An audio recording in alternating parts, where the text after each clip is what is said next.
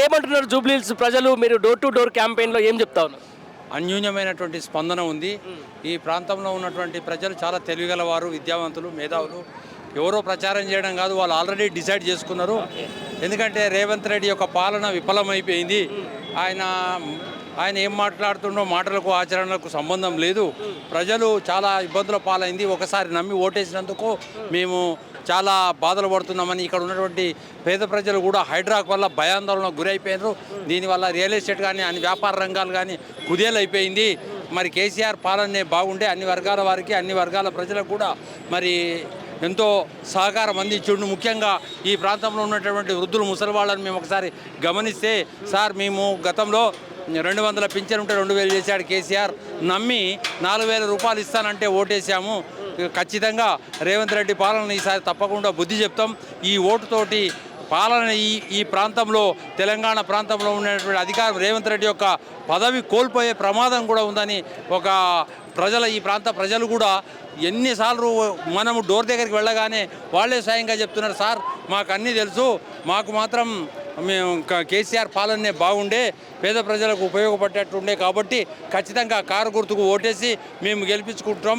కేసీఆర్ గారిని మా అన్న సోదరునిగా భావిస్తాం. కాబట్టి ఈ ప్రాంత ప్రజలందరూ కూడా ఎప్పుడెప్పుడు తిరిగి కేసీఆర్ ముఖ్యమంత్రి అవుతారు అని ఎదురు చూస్తున్నారు. కాబట్టి దానికి శాంపుల్గా ఈ జూబ్లీహిల్స్ ఎన్నికల్లో బ్రహ్మాండమైన ఓట్లతోటి మరి ఇక్కడ ఉన్నటువంటి సునీతమ్మ గారిని గెలిపించుకుంటామని చెప్పి హామీ ఇవ్వడం చాలా సంతోషకరం అవుతుంది. కారణం ఏంటంటే, ఒకటి కళ్యాణ లక్ష్మి షాదీ ముబారక్లో కూడా విఫలమైపోయాడు. తులం బంగారం ఇవ్వలేడు, వృద్ధులకు వితంతువులకు పెన్షన్స్ కూడా సరిగ్గా ఇవ్వలేడు. మరి ఆయన ఉన్నటువంటి అడ్మినిస్ట్రేషన్ కూడా సరిగా లేదు. ఆయన ఒకటి మాట్లాడుతుండు, కిందున్న ఎమ్మెల్యేలు ఒకటి మాట్లాడుతుంది. కాబట్టి ఇక ఈ ప్రాంత ప్రజలందరూ కూడా ఆయన పట్ల విశ్వసనీయతను కోల్పోయినరు. ఈ 14వ తారీఖు నాడు తెలుస్తుంది. ఈ దెబ్బతోటి కేసీఆర్ పాలనే బాగుందనేటటువంటి రెఫరెండం రేవంత్ రెడ్డి గారు ఫెయిల్ అయిందని చెప్పి ఈ జూబ్లీహిల్స్ నుండి సంకేతాలు అందిస్తారని ఈ ప్రాంత ప్రజలు తెలియజేశారు. రైట్, మామూలుగా చూస్తూ ఉన్నాం ఏదైతే రోడ్ షోలకు సంబంధించి సాక్షాత్తు ముఖ్యమంత్రి వచ్చి అబద్ధపు ప్రచారాలు, అంటే ఇక్కడ ఓటు వేయకపోతే సంక్షేమ పథకాలు ఆగిపోతాయని చెప్పేసినటువంటి బెదిరింపులు, ఆ తర్వాత ఇక్కడ క్యాండిడేట్కి సంబంధించిన దాంట్లో ఎవ్రీడే ఇప్పుడు పైసల పంపకాలకు సంబంధించి కూడా చాలా వార్తలు వస్తున్నాయి. దీని మీద ఏమంటున్నారు ప్రజలు? అసలు నిజంగా జూబ్లీహిల్స్ అనేది ఎప్పటికైనా కూడా ఇది బీఆర్ఎస్కు అడ్డగానే ఉంటుంది. ఎప్పుడు కూడా బీఆర్ఎస్ పార్టీకి, లేకపోతే అంతకంటే ముందు మాగంటికి, గోపీనాథ్కు సంబంధించిన దాంట్లో కూడా ఇక్కడ ఫేవర్గానే ఉండాల్సిన సందర్భం. కానీ ఈరోజు అంగబలంతో, అర్ధబలంతో మేము గెలుస్తామని చెప్పేసి చెప్తున్నటువంటి కాంగ్రెస్ నేతలకు ఏ విధంగా బుద్ధి చెప్పబోతున్నారు? ముఖ్యంగా రేవంత్ రెడ్డి గారికి అనుభవం తక్క. ఇప్పుడున్న పరిస్థితుల్లో ఆయన ఫ్రస్ట్రేషన్లో ఉన్నాడు. ఆయనకు కూడా అర్థమైపోయింది, ఓడిపోతే నా పదవి పోతుందనే భయంతో రకరకాల ప్రయోగాలు చేస్తుండు.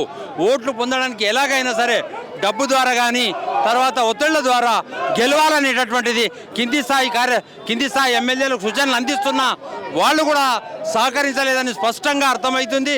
కారణం ఏంటంటే, ఆయన నియంత పాలన, ఏకపక్ష పాలన వల్ల ప్రజలకు నిరుపయోగమైన పాలన వల్ల నిర్ణయం తీసుకున్నది. కాబట్టి ఆయన అవివేకం వల్ల, ఈ అడ్మినిస్ట్రేషన్ లేదు, పరిపాలనా దక్షుడు కాదు, కాబట్టి ప్రెషర్ ద్వారా, ఒత్తిడి ద్వారా గెలవాలని చూస్తున్నాడు. కానీ విఫలమవుతుందని చెప్పి ఈ ఎన్నికలు తెలిసిపోతుంది. రైట్, మీరేమంటారన్నా? మీరు ఎక్కడి నుంచి వచ్చారు? మేము ఆందోళన కాన్స్టెన్స్ సంగారెడ్డి జిల్లా ఉద్యమకారులమే. ఇప్పుడు రేవంత్ రెడ్డి చేసే పాలనలకు ఎర్రగడ్డ మేము డివిజన్లో పనిచేస్తున్నాం, ఇంటింటి తిరిగిన వాళ్ళము. మన మైనారిటీ సోదరులైనను అనేక విషయంలో మాకు కారోబార్ లేకుండా చేసిర్రు, రియల్ ఎస్టేట్ లేకుండా చేసిర్రు, నిత్యావసరాలను పోగొట్టి చేసిన ఏకైక ముఖ్యమంత్రి, పరిపాలించే అర్హత లేదని తెలంగాణ రాష్ట్రంలోనే ఏకైక ఈ జూబ్లీహిల్స్ కాన్స్టిట్యున్సీ నుంచి మరి గుణపాఠం చెప్పడానికి మొదటి మెట్టు జరుగుతున్న కేసీఆర్ నాయకత్వంలో. కేటీఆర్ గారు రాక చూసి జనమంతా దండాలు ఈ జూబ్లీహిల్స్ కాన్స్టిట్యున్సీలో గుణపాఠం చెప్పడానికి రేవంత్ రెడ్డి కుటుంబానికి, రేవంత్ రెడ్డి పరిపాలనకు, కాంగ్రెస్ వారికి ఇంకొకసారి ఇలాంటి చెంపదెబ్బ పెట్టాలని మా యొక్క బీఆర్ఎస్ పార్టీ నుంచి మరోసారి మేము డిమాండ్ చేస్తున్నాం. దీంతో అనిపిస్తుంది ఎట్లా ఉంది మొత్తం కేటీఆర్ రాకతో ఏ విధంగా ఇక్కడ గేమ్ చేంజ్ కాబోతుంది? అలా ఇప్పుడు మీరు చూస్తారు, కొంచెం సేపు ఆగితే మీరు కూడా చూస్తారు. ఇంతకుముందు ఆయన సభలు కూడా చూశారు. పబ్లిక్ పిచ్చిగా వస్తారు, వద్దంటే వస్తారు. కేటీఆర్ సార్ని చూడడానికి వస్తారు, ఆయన ఏం చెప్తారో వినడానికి వస్తున్నారు. ఎందుకంటే ఇప్పుడు 2 సంవత్సరాల్లో కాంగ్రెస్ పార్టీ ఏం చేసింది, ఏం చేయలేదో అంతా మాకంటే ఎక్కువ మీ మీడియా కూడా తెలుసు. అని ఏంటంటే, ఇప్పుడు ఇలా వచ్చే సభ ఇప్పుడు మాకు ఇప్పటికే కావాలని ఇలా వచ్చేసి ఇంకా 2 గంటలు మాకు సభకు లేట్ పర్మిషన్ ఇచ్చారు. ఇప్పుడు యాక్చువల్గా 6 to 9 దాకా ఉండాలి, 8 to 10 ఇచ్చారు పర్మిషన్. అంటే ఇప్పటికే కాంగ్రెస్ వాళ్ళు భయపడుతున్నారు, అరే వద్దు పబ్లిక్ అంతా వీళ్ళ సైడే అయిపోయింది, మనం ఎంత కష్టపడినా ఎంత వాగ్దానాలు చేసినా ఎంత మనం జూటా మాటలు చెప్పినా కూడా పబ్లిక్ నమ్మే పరిస్థితి లేదు, బీఆర్ఎస్ పార్టీకి ఓటేస్తారని. ఇప్పుడు నేను చెప్పేది కాదన్నా, నిన్న మీడియా సమక్షంలోనే సీఎం గారు అన్నారు, ఏమన్నారు, మేము ఓడిపోయినా గెలిచినా ఓడిపోతే మాకు వచ్చేసి ఏంటంటే నేర్చుకోవడానికి మళ్ళీ ఏమైనా తక్కువ ఉంటే మనం సరి చేసుకుంటాము వచ్చే రోజులలో అన్నట్టు ఆయన క్లారిటీ ఉన్నది. అయినా కూడా మేము ఎంత కష్టపడినా ఓడిపోతున్నామని. ఇంకోటి అది కాకుండా ఇప్పుడు ఈ జూబ్లీ కాన్స్టిట్యున్సీలో 6 డివిజన్లు ఉన్నాయి. 6 డివిజన్లలో మెయిన్ కార్యకర్తలకు కానీ డివిజన్ ప్రెసిడెంట్లకు కానీ మైనారిటీ ఒక పెద్ద లీడర్ కూడా ఒక పెద్ద లీడర్ ఉండే. అందరికి ఫోన్లు వస్తున్నాయి, అందరికి భయపెడుతున్నారు. నువ్వు పోతే బాగుండదు, నువ్వు కనిపించదు, లేదంటే కండవాకపో. ఇప్పుడు మొన్న చూడవచ్చు, ఒక షరీఫ్ అని ఉంటాడు, ఆయన పెద్ద మైనారిటీ లీడర్.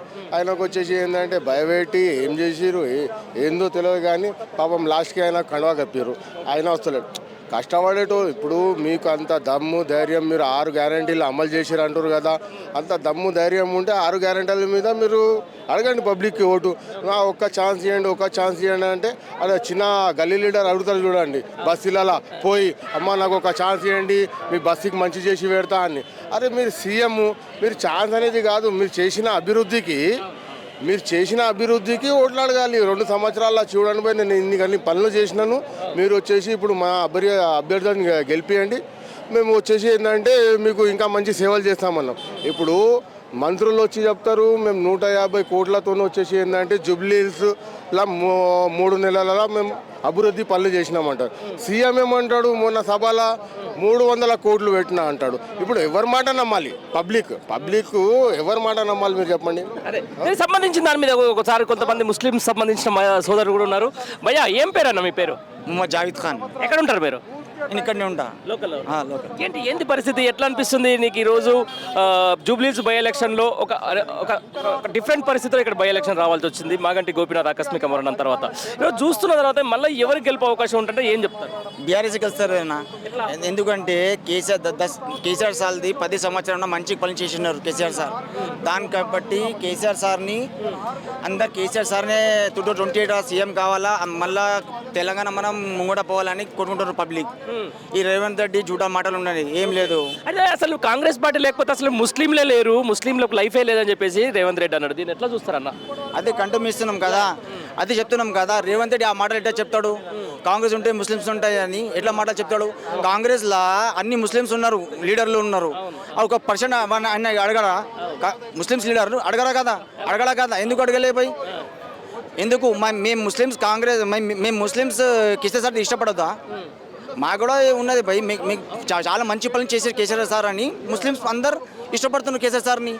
ఈ ఎంఐఎం వాళ్ళు ఈ ఎంఐఎం వాళ్ళు రాజకీయం మాకు అర్థమైతే లేదు తెలంగాణ ముస్లిమ్స్కి.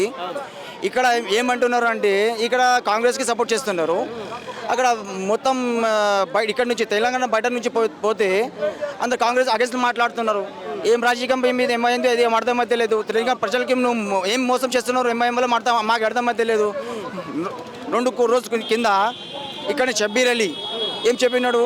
ఓకే ఎంఐఎం షబ్బీర్ అలీ ఇద్దరు కలిసి ప్రచారం చేస్తున్నారు. మళ్ళీ నెక్స్ట్ డే పోయి అక్కడ బీహార్లో ఏం చెప్తున్నాడు Shabbir Ali? MIM be team అంటున్నాడు. ఇది ఏ రాజకీయం ఇద్దరిది నడుస్తుంది, ఏం అర్థమైతే లేదు మాకు. అంటే ఇప్పుడు మీ ముస్లిం ఓట్లకు సంబంధించిన దాంట్లో సడన్ గా అజారుద్దీన్కి మంత్రి పదవి ఇచ్చారు, దాని ఎఫెక్ట్ ఏమైనా పడుతుందా? ఇగో ఇది చాక్లెట్ ఉన్నది అన్న, చాక్లెట్ ఉన్నది. ఆయనకి తెలుసు, ఆయన ఎమ్మెల్సీ పదవి ఇచ్చి ఆపినారు, ఆయన కోర్టులో వేసి ఆపినారు. ఇది కూడా ఇయ్యారు. ఈ ఓట్ సింపతి కోసం వెళ్ళి ఇట్లా పని చేస్తున్నారు.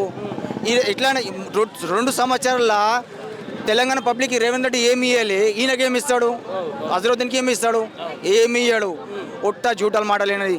ఈయనకి మా బస్తీలో ఏమంటున్నాడంటే, ఈయన మైక్ దగ్గర వస్తే అరే జూటారెడ్డి వచ్చినాడు అబద్ధం చెప్పిన మైక్ దగ్గర వచ్చినాడు. ఈయనకి మైక్ దగ్గర వస్తే ఏం మాట్లాడాలా ఆయనకి ఏం అర్థమైతే లేదు.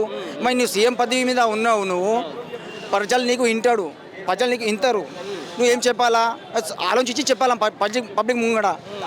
ఏం లేదు మైక్ దగ్గర వస్తే అది బొందా పెడతా మెడల్ వేసుకుంటా అది ఇది ఏం మాటలు ఇది ఆయనకి ఏం అర్థమైతే లేదు. మైక్ దగ్గర వచ్చి ఏం మాట్లాడాలో ఆయనకి తెలియదు వాళ్ళకి. మామూలుగా ఇప్పుడు జూబ్లీకి సంబంధించిన దాంట్లో కబరిస్తాన్కి సంబంధించి అక్కడ షేక్పేట అయితేనేంది లేకపోతే ఇక్కడ చాలా అంటే ఒక స్థలం అప్పచెప్పారు, మళ్ళీ వాళ్ళు ఏదో సెంట్రల్ వాళ్ళు వచ్చారు, అంత తర్వాత వేరే స్థలం అప్పచెప్పారు, అది కాదని చెప్పి. అంటే నిజంగా ఓట్లు వచ్చినప్పుడు ఇలా ముస్లింలు కాంగ్రెస్ పార్టీకి గుర్తొస్తుంది ఎందుకు?